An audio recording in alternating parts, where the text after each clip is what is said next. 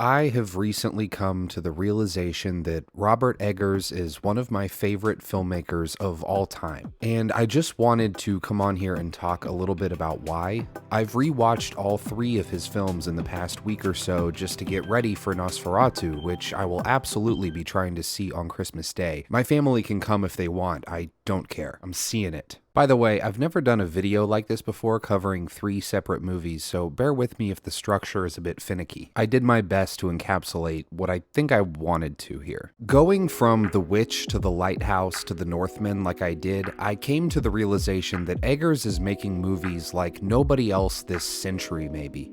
Every film is a new hellish look into the interior of the human experience. I know that sounds pretentious, but it's just how I feel. Keep in mind this is all my opinion, so I hope you like his movies as much as I do. If not, it's all good. This is my teeny tiny corner of the internet and I want to gush. This one's a gusher. Pause. Bruh. Part of why I love Robert Eggers so much is that he makes what I'm gonna call Rorschach movies. To me, Rorschach movies are movies that are surreal enough to allow the viewer to imprint themselves onto them and cling to one interpretation out of the many the films may allow for, but not so surreal that it becomes the viewer's job to apply meaning to it or to make sense of it. Is The Witch about an evil witch in the woods that fucks up Puritan family? Yes, it's mostly about that. Can it also be about a girl coming of age and rejecting the rules of her strict religious family? Yeah. Can it also be about the hypocritical tyranny of militant religion? Yes. Is it about the nature of pure, isolated evil? Yes. It's also about Black Phillip, who personifies can goats personify aspects of all of those themes. I hope that makes sense, but I'll give several examples here because all three of his movies feel like this to me. The Lighthouse is easily his most Rorschach kind of movie. It could connect with you for so many different reasons. It's about running from your past, or alcoholism, or lying, or it's about the inherent unwanted homoeroticism of having roommates and how much roommates piss me off. Or just on the surface, it works as a weird A24 movie about two lighthouse keepers that go mad. It's also about seagulls, another animal personifying themes of dread and insanity. The Northman is about a Viking pursuing revenge. It's also about fate versus free will. It's about the blind faith of rituals. It's about the acts of brutality men inflict on Earth under the rule of silent, unknowable gods. It's about ignoring the good in life in exchange for obsessing over the evils, even to your own destruction. It's also about ravens that personify the themes of vengeance and destiny and, in some senses, fatherhood, I guess. Eggers and his animals, man. He's the only director I've noticed that, again, makes meaning out of every piece of his filmmaking. He imbues animals and objects with symbolism and purpose. I guess all that was just to say more simply, his movies are super rich with meaning, and that shit is my absolute favorite kind of movie. Eggers is so intentional about what he does or doesn't want to tell you. He has an X-Acto knife to the necks of these stories and directs them with such aggressive texture and attention to detail, yet they remain abstract. They offer you several thematic threads that, if pulled, can reveal far more than you thought the first time around. This also makes Eggers' movies really rewatchable as hell for me, is what I've come to realize. The Witch, upon rewatch, is still a masterpiece. For me, it's a cinematic meditation on dread and evil, specifically the evil that can metastasize within a single family unit. The Witch was maybe the first A24 movie I'd ever seen. I remember seeing it opening weekend because the trailers had pull quotes similar to stuff like Longlegs, promising to be one of the scariest movie-going experiences of your life. So expecting gore and jump scares, I went into the theater, and when I left, I was far more mystified than I was horrified. A heavy atmosphere stayed with me all the way to the car, the drive home, for the rest of the day, arguably up till now. But here's the fun thing about The Witch. For me, it didn't bum me out. That atmosphere was confined to my memory of the movie. It wasn't heavy in a bad way because Eggers always finds a way to make these really punishing movies, but the stories and vibes are so singular and unique that I don't feel bad, I'm just mystified. Like I'd woken up from maybe not a nightmare, but a dreamscape where something felt off, and all of the idiosyncrasies of that dream become pieces that you play with all through the next day, trying to sketch out what it was trying to tell you. Eggers' movies don't put me in a bad mood. They just put me in the mood of that movie. And that, to me, is an effective-ass movie. The mood of the witch is uneasy from the very first moment, a family being exiled from their small Puritan community because the dad is too intense about it. Imagine being in a family that's kicked out of your church for being too militant, and the dad's just like, hey, we must be doing something right. God got me.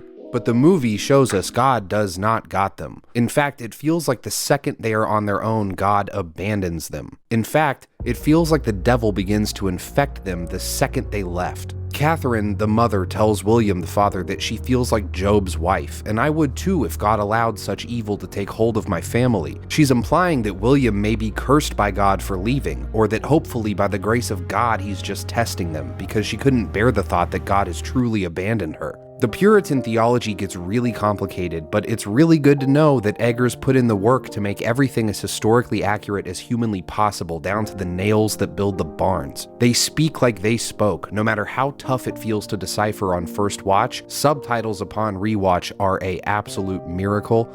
There's no loose ends with the worlds Eggers creates. They pull with incredible accuracy from the time and place and beliefs, but frames it within these bizarre, intimately haunting stories of insanity and human nature. Speaking of insanity, The Lighthouse is a staggering piece of work. I rewatch it a lot. I don't know why, but it became a comfort movie of mine during the pandemic. On first watch, a jaded viewer might see the 1:9 aspect ratio and the black and white and the artsy-fartsy stuff and think that it's not for them. Try looking again though, because this movie is a cabin fever dream, with certain images and scenes that will never leave my head. It's a dirty, tired, angry movie. People say the Northman is the one all about masculinity, but The Lighthouse taps into the more delicate side of that coin, the more malevolent and self-destructive aspects of man.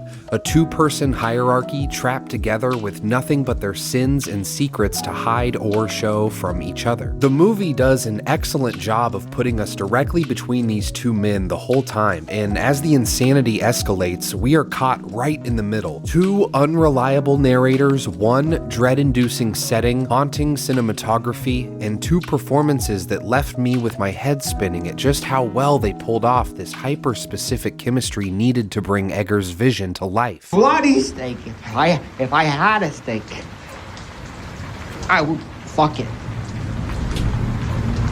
Bruh.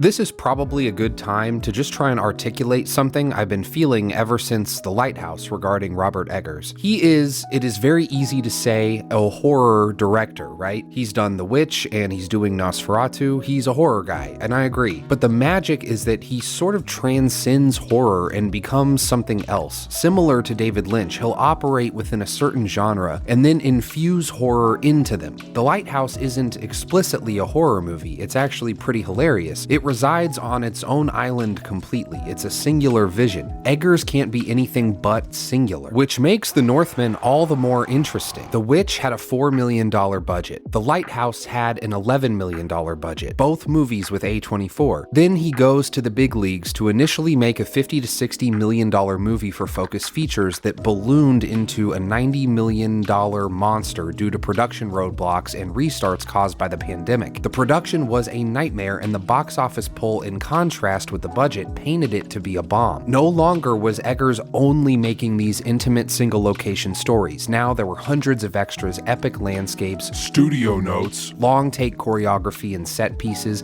and add on top of that, Robert Eggers still demanding this period accuracy for a time period we don't even really have 100% accuracy on. And somehow, he manages to immerse me once again in this singular vision. The Northman is the story that Shakespeare based Hamlet on. It's that old, it's that ubiquitous, culturally timeless. Therefore, on paper, of his three movies, this is the weakest story to some extent because of its inherent predictability. Everything unpredictable about The Northman is in its execution. Eggers is the reason The Northman is also a masterpiece. The story of Amaranth as he seeks to avenge his father, save his mother, and kill Fjolnir is told deliberately frank. There are moments where our hero begins monologuing to himself and to the audience, restating his goals and expressing his feelings feelings about the developments of the story so far. It's blunt and it's plainly spoken, but the way the Northman was created was to be felt in the pit of your soul. Oftentimes, epic historical films will take place in gladiator times or like Bible story times like Exodus, Gods and Kings,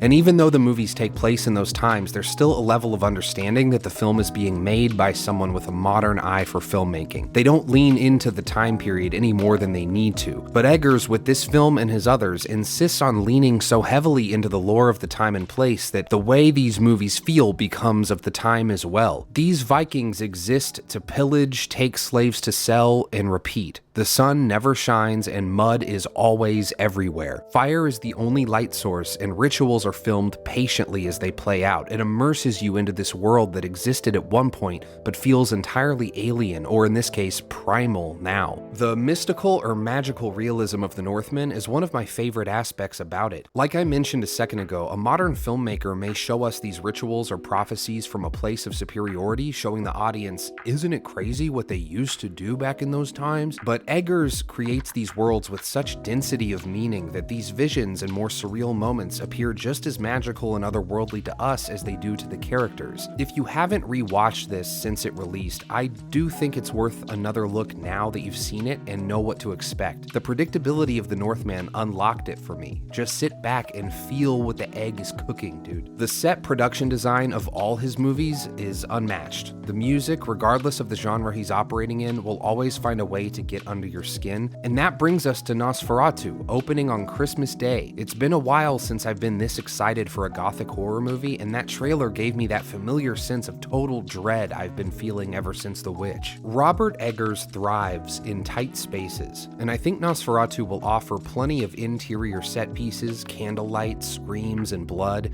It feels like the closest thing to The Witch that he's made so far, and that is something that feels correct, having just come off the nightmare that was making The Northman, for as good as I think it is. Eggers himself said he doesn't want to do something that big ever again, and I trust his instincts on that, and I kind of agree. Expect a full, impassioned review on Nosferatu at the end of the year. It's gonna be one for the books. I'm so excited. What's the best Eggers movie to you? Let me know what you guys think in the comments. I think The Lighthouse is my favorite, but every time I rewatch one of the others, I have to play that ranking game all over again. He's currently my favorite filmmaker, and I think I've made that clear here today with all this rambling. Thank you for listening to me go on and on about Robert Eggers. Like and subscribe if you want, and I will see you next time. Thanks.